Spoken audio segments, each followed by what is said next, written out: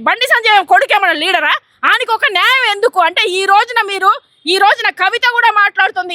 ఏం మాట్లాడుతున్నావే, ఇది ఇంటర్నల్ మ్యాటర్, ఫ్యామిలీ జోలికి పోవద్దు.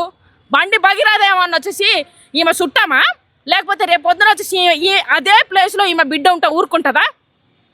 అంటే మీకొక న్యాయం, సామాన్య ప్రజలకు ఒక న్యాయమా?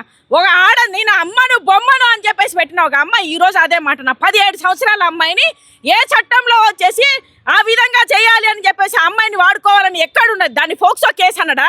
ఒక ఆమెగా లిఫ్టులు పెట్టుకొని ప్రియా చౌదరి మాట్లాడుతూ ఉంటుంది.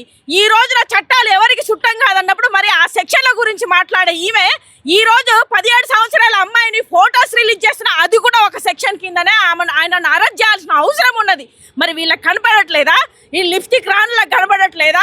మాధవి లతకు కనబడట్లేదు, హీరోయిన్ మాధవి లతకు కనబడట్లేదు, కరాటి కళ్యాణి కనబడట్లేదా? ఆకుల శ్రీవాణి అయితే మాట్లాడుతుంది గట్టిగా.